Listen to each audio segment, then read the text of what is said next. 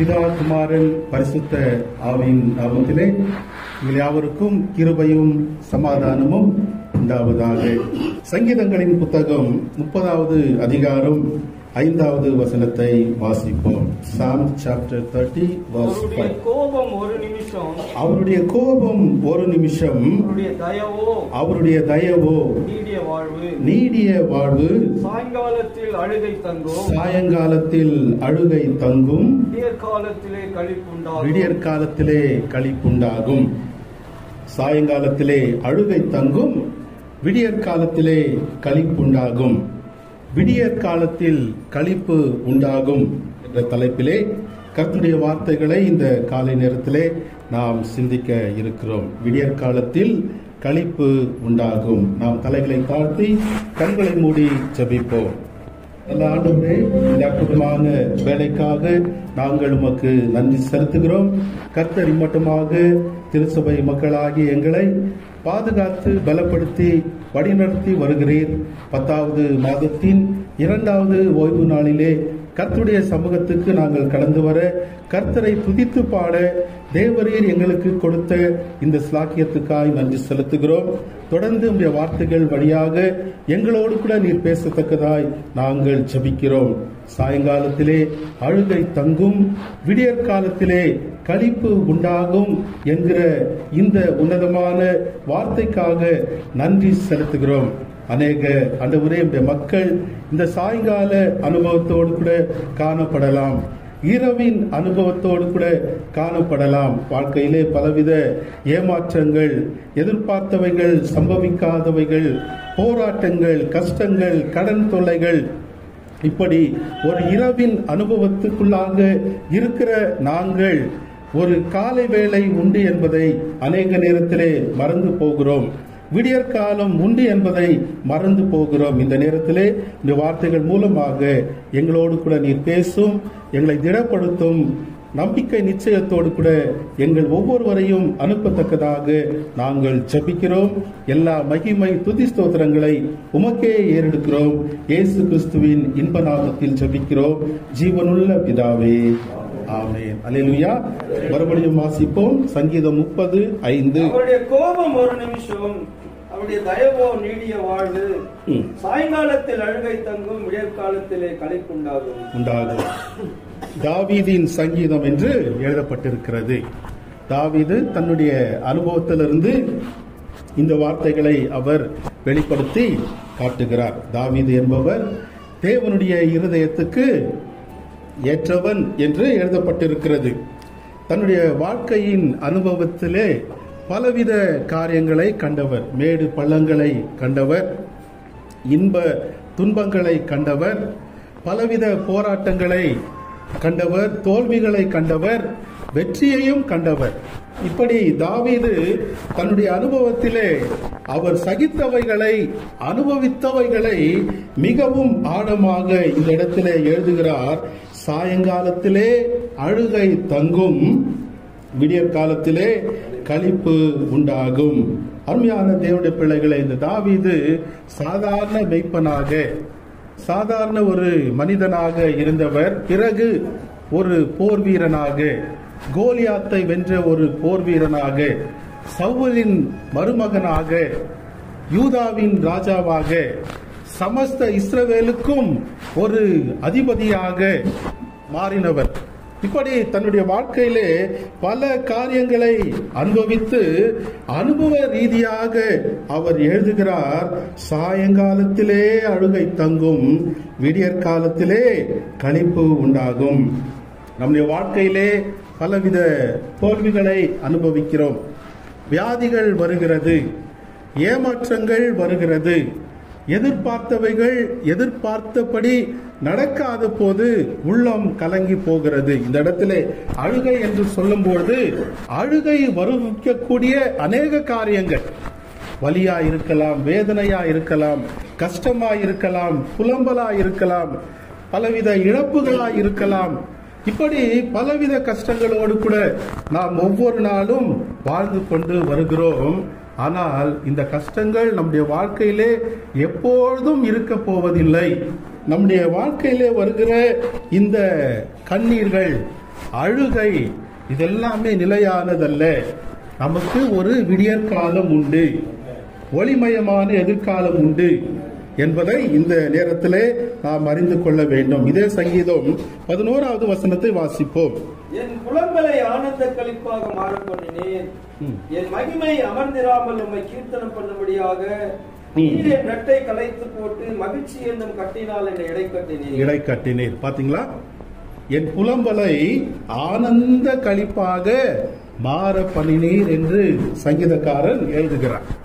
நம்முடைய புலம்பலுக்கு ஒரு விடிவு உண்டு இல்லைங்களா? எப்பொழுதுமே புலம்பல் இருக்க போவதில்லை. இந்த தாவீது ஆண்டவரை நெருங்கி ஜீவித்தபடியினாலே, ஆண்டவரை நம்பினபடியினாலே, தன்னுடைய வாழ்க்கையிலே ஆண்டவரை சார்ந்து கொண்டு ஜீவித்தபடியினாலே உண்மையுள்ள தேவன் தாவீதின் அழுகுரலை கேட்டார், அழுகையை கேட்டார், புலம்பலை கேட்டார். புலம்பலை ஆனந்த களிப்பாக மாற பண்ணினார். அவருடைய வாயிலே துதியின் வார்த்தைகளை தேவன் வைத்தார்.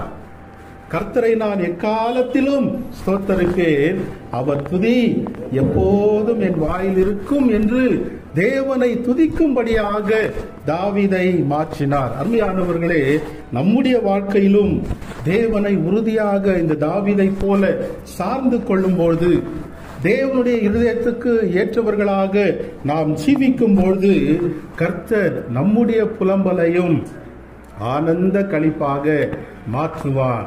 சாயங்காலத்திலே அழுகை தங்கும், விடியற் காலத்திலே களிப்பு உண்டாகும். கர்த்தரை நம்ப வேண்டும். எரேமியா 17வது அதிகாரம் 7-8 வசனங்களிலே நாம் பார்க்கிறோம். கர்த்தர் மேல் நம்பிக்கை வைத்து கர்த்தரை தன் நம்பிக்கையாக கொண்டிருக்கிற மனுஷன் பாக்கியவான். அவன் தண்ணீர் அண்டையில் நாட்டப்பட்டதும் கால்வாய் ஓரமாக தன் வேர்களை விடுகிறதும் உஷ்ணம் வருகிறதை காணாமல் இலை பச்சையாயிருக்கிறதும் மழை தாழ்ச்சியான வருஷத்திலும் வருத்தமின்றி தப்பாமல் கனி கொடுக்கிறதுமான மரத்தை போல் இருப்பான்.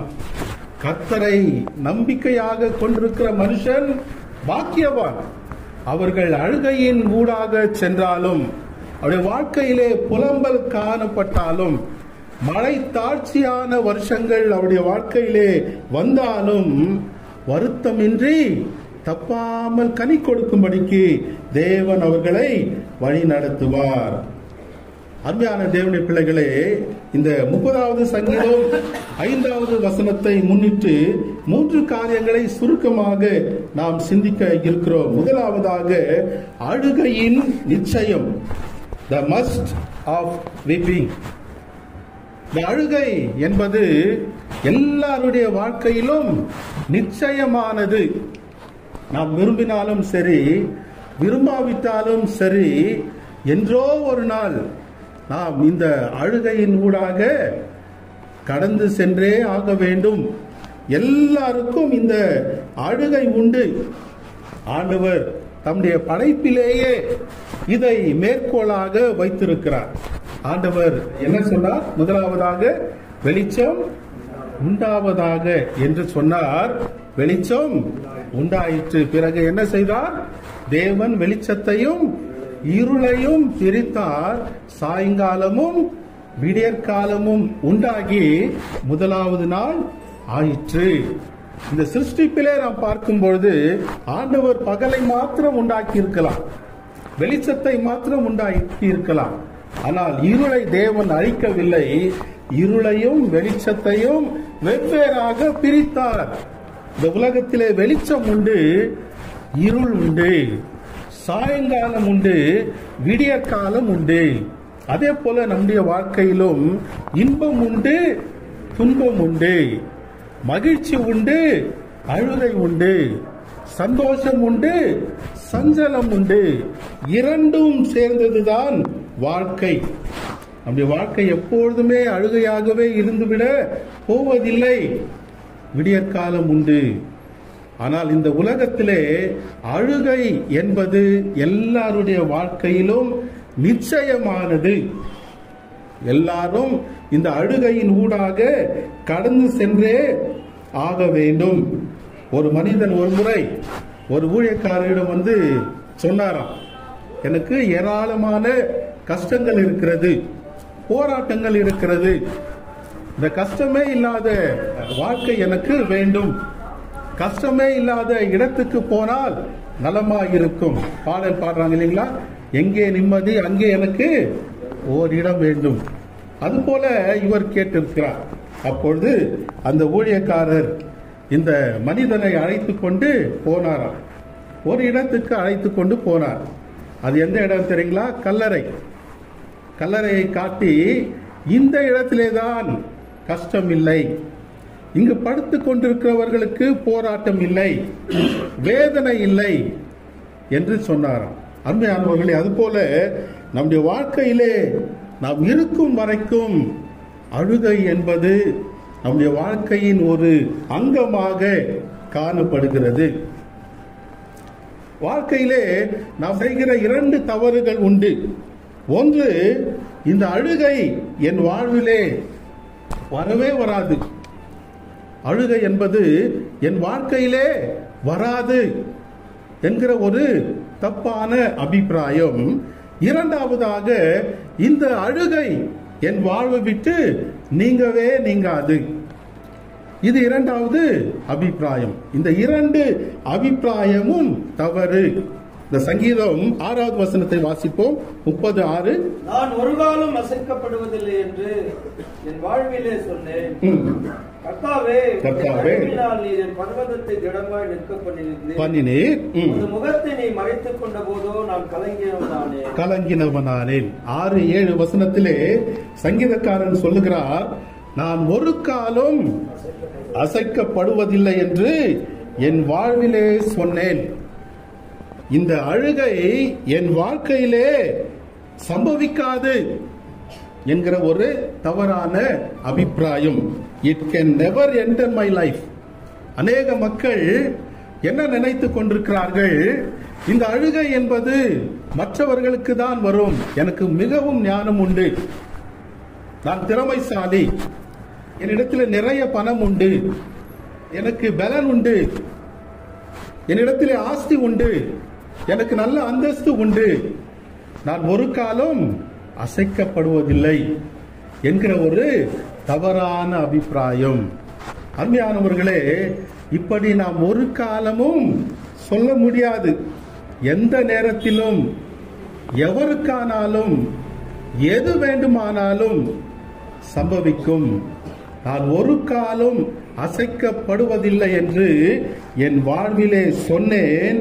கர்த்தாவே, இந்த முகத்தை மறைத்துக் கொண்ட போதோ நான் கலங்கினவனானேன்.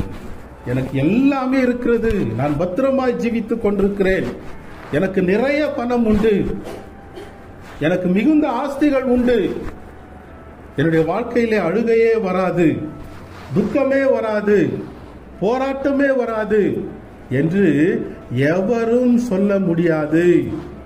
டைட்டானிக் ஷிப் கப்பலை உருவாக்கி அதை செலுத்த ஆரம்பிக்கும் பொழுது அந்த டைட்டானிக் ஷிப்பை வடிவமைத்த இன்ஜினியரை பேட்டி கண்டார்களாம். அவர் பெருமையோடு சொன்னார், கடவுளே நினைத்தாலும் இந்த கப்பலை மூழ்கடிக்க முடியாது, அவ்வளவு பெரிய கப்பல் இது, ஆடம்பரமான கப்பல் இது, சொகுசான சுகமான கப்பல் இது, தேவன் நினைத்தாலும் இதை அழிக்க முடியாது என்று அவர் பேட்டி கொடுத்தாராம்.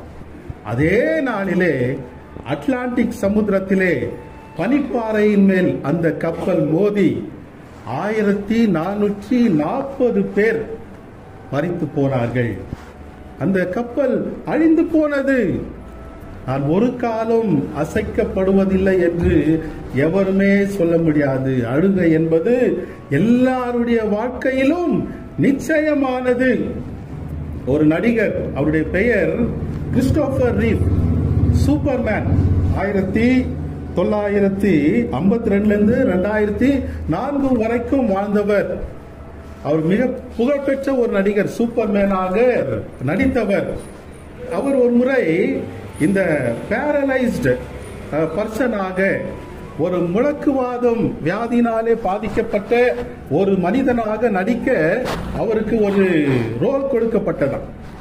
அப்போ அதை நடிப்பதற்காக, தத்ரூபமாக நடிப்பதற்காக இந்த முடக்குவாதம் மக்கள் அட்மிட் ஆன மருத்துவமனைக்கு அவர் போய் எவரிடே பார்த்து கொண்டு வருவாராம். சில நாட்கள் பார்த்து அவர்களுடைய கஷ்டங்கள், அவர்கள் என்னென்ன செய்கிறார்கள் என்பதையெல்லாம் பார்த்து அதே போல அவர் நடிக்க வேண்டும். அந்த போயிட்டு வரும்போதெல்லாம் அவர் சொல்லுவாரா, கடவுளே உமக்கு நன்றி, இந்த மனிதர்களைப் போல நான் இல்லை.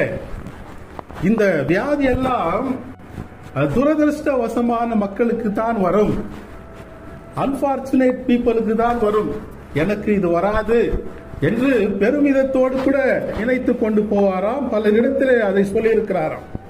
ஆனால் ஒரு நாள் என்ன சம்பவித்தது, அவர் குதிரையிலே பயணமாகி கொண்டிருக்கும் பொழுது அவருக்கு விபத்து ஏற்பட்டது.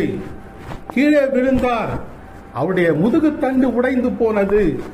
படுத்த படுக்கையாகி 52வது வயதிலே அவர் மரித்து போனாராம். அவர் சொன்ன அந்த அறிக்கைக்காக அவர் மிகவும் மனம் வருந்தினார் என்று சொல்லுகிறார்கள்.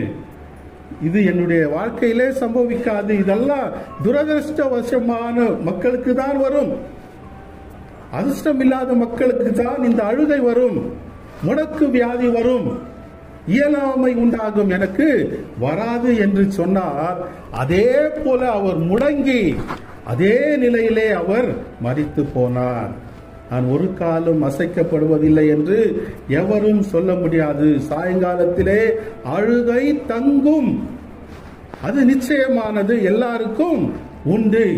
நாம் இதற்கு ஆயத்தமாய் இருக்க வேண்டும். இரண்டாவதாக அழுகையின் காலம், த மூமெண்டரினஸ் ஆஃப் வீப்பிங். இந்த அழுகையின் காலம் சாயங்காலத்துக்கும் விடியற்காலத்துக்கும் இடையே இருக்கிற இந்த காலம், இரவின் காலம், அது அழுகையின் காலமாக நமக்கு காணப்படுகிறது. இது எல்லாருக்கும் இருக்கிறது. 2 கொரிந்தியர் 4வது அதிகாரம் 16, 17 வசனங்களை வாசிப்போம். 2 Corinthians chapter 4, 16 and 17. ஆனபடியினாலே நாங்கள் சோர்ந்து போவதில்லை. எங்கள் புறமான மனுஷனானது அழிந்தும் உள்ளான மனுஷனானது நாளுக்கு நாள் புதிதாக்கப்படுகிறது. மேலும் காணப்படுகிறவைகளை அல்ல, காணப்படாதவைகளை நோக்கி இருக்கிற நமக்கு அதிசீக்கிரத்தில் நீங்கும் லேசான நம்முடைய உபத்திரவம் மிகவும் அதிகமான நித்திய கன மகிமையை உண்டாக்குகிறது. அப்போஸ்தலனாகிய பவுல் தன்னுடைய அனுபவத்திலிருந்தும் மிகவும் அற்புதமான வார்த்தைகளை இந்த இடத்திலே பயன்படுத்துகிறார். 17வது வசனத்திலே சொல்லுகிறார், காணப்படுகிறவைகளை அல்ல, காணப்படாதவைகளை நோக்கி இருக்கிற, நித்தியமானவைகளை நோக்கி இருக்கிற நமக்கு அதிசீக்கிரத்தில் நீங்கும் லேசான உபத்திரவம் நமக்கு நித்திய மகிமையை உண்டாக்கும் என்று எழுதுகிறார். இந்த அழுகையின் அளவு எப்படி என்று அவர் குறிப்பிடுகிறார் என்றால், லேசான நம்முடைய உபத்திரவம். இந்த அழுகையின் காலம் ஒருவேளை மிகவும் கடினமாக நாம் எண்ணிக்கொண்டிருக்கலாம். நம்முடைய கண்ணோட்டங்களை மாற்ற வேண்டும், நம்முடைய கண்ணோட்டத்தை மாற்ற வேண்டும்.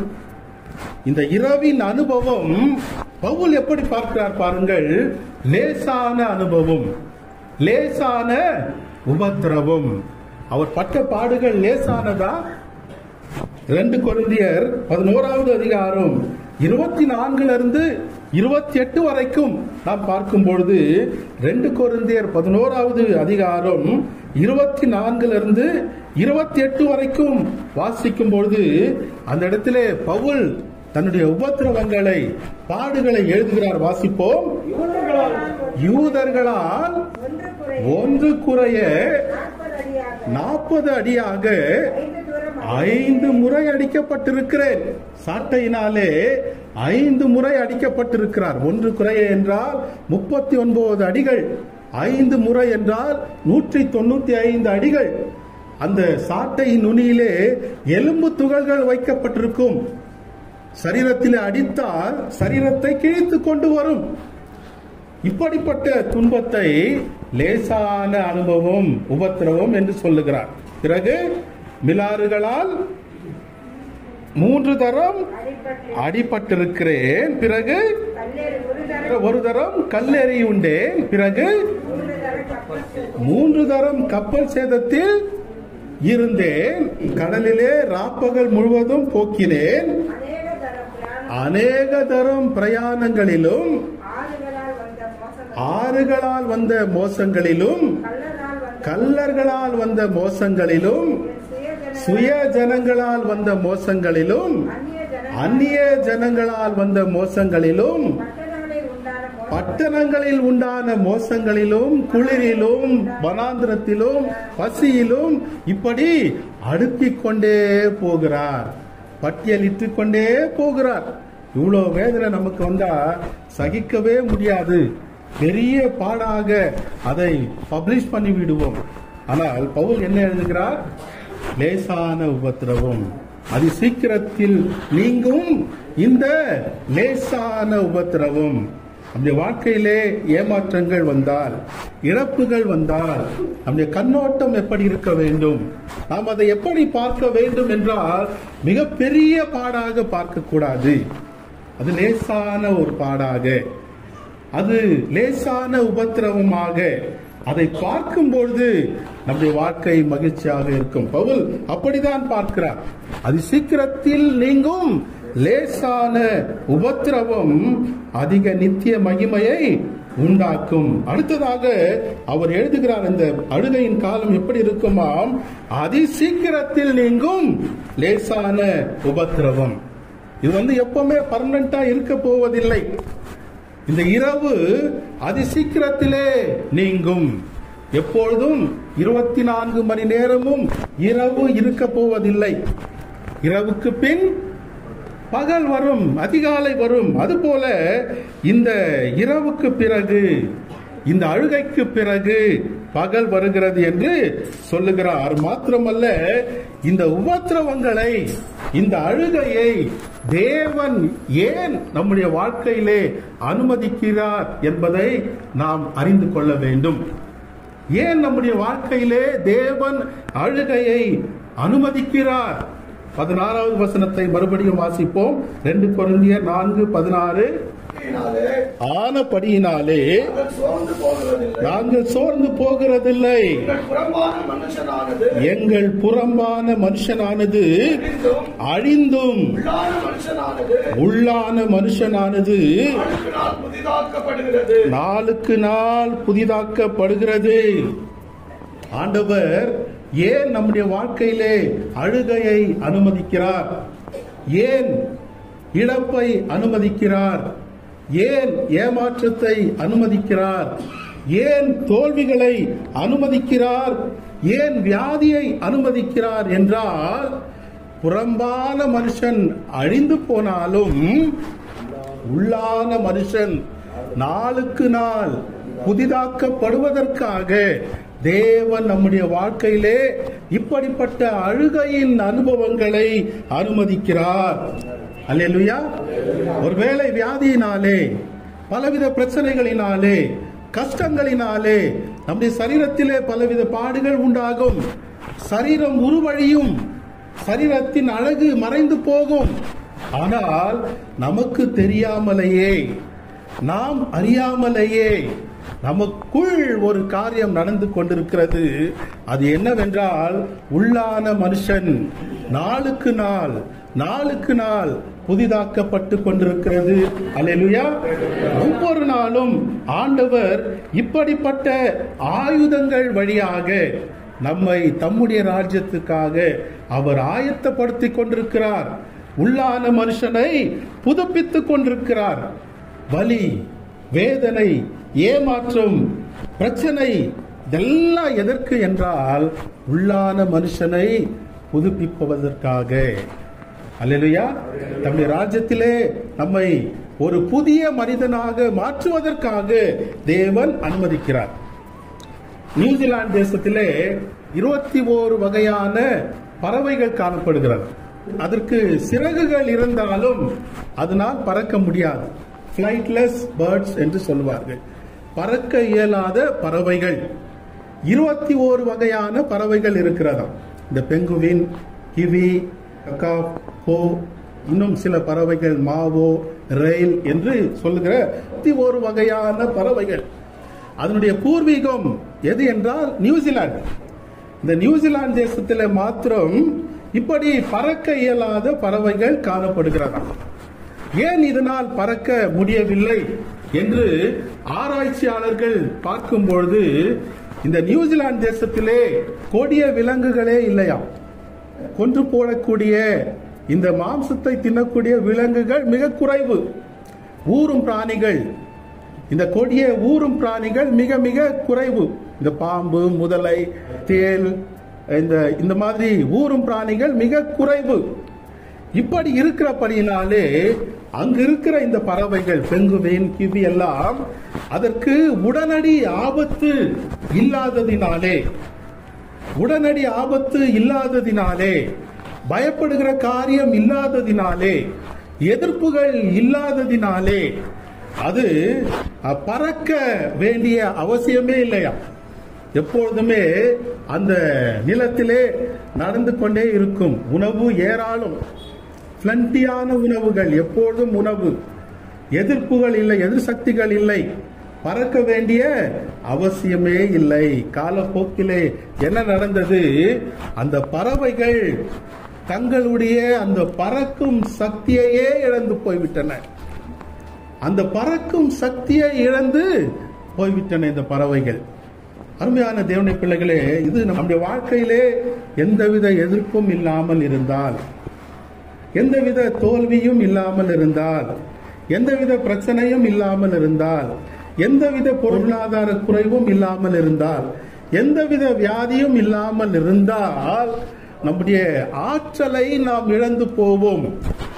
நம்முடைய தேவனோடு கூட நெருங்கி சேருகிற அந்த பறக்கும் ஆன்மீக அனுபவத்தை இழந்து போவோம். உள்ளான மனிதன் புதிதாக்கப்படுகிற அந்த உன்னதமான அற்புதமான காரியத்தை இழந்து போவோம். நம்முடைய வாழ்க்கையிலே ஏமாற்றம், அழுகை மிக மிக அவசியம். மிகவும் அழகாக பவுல் எழுதுகிறார், புறம்பான மனுஷன் அழிந்து போனாலும் உள்ளான மனுஷனானது நாளுக்கு நாள் புதிதாக்கப்படுகிறது. ஆகையால் நாங்கள் சோர்ந்து போகிறது இல்லை. அல்லேலூயா. இந்த விதமான தோல்வியின் ஊடாக, அழுகையின் ஊடாக நாம் செல்லும்போது நாம் சோர்ந்து போக வேண்டிய அவசியம் இல்லை. ஆண்டவர் உள்ளான மனிதனை புதுப்பித்துக் கொண்டிருக்கிறார். அல்லேலூயா. இன்னொரு வசனத்தை வாசிப்போம். 1 பேதுரு 1:6. இதிலே நீங்கள் மிகவும் சந்தோஷப்படுகிறீர்கள் என்றாலும் துன்பப்பட வேண்டியது அவசியமானதால் இப்பொழுது கொஞ்ச காலம் பலவிதமான சோதனைகளினாலே துக்கப்படுகிறீர்கள். பேதுரு என்ன எழுதுகிறார்? என்றாலும் துன்பப்பட வேண்டியது அவசியம். ஆம், துன்பப்பட வேண்டியது அவசியம். துன்பப்பட்டால்தான் நம்முடைய வாழ்க்கையிலே நல்ல குணங்கள் உருவாகும். பாடுபடுகிறவர்களிடத்தில்தான் பண்புகள் உருவாகும். நெருக்கப்படுகிறவர்களிடத்தில்தான் நல்ல குணங்கள் காணப்படும். எல்லாமே சாதகமாக இருந்தால், அவர்களிடத்தில் எந்தவித நற்பண்புகளையும் நாம் எதிர்பார்க்கவே முடியாது. அவர்கள் எவருக்கும் ஆசீர்வாதமாகவே இருக்க முடியாது. ஆகவே பேதுரு எழுதுகிறார், நீங்கள் என்றாலும் துன்பப்பட வேண்டியது அவசியமானதால் இப்பொழுது கொஞ்ச காலம் பலவிதமான சோதனைகளினாலே துக்கப்படுகிறீர்கள்.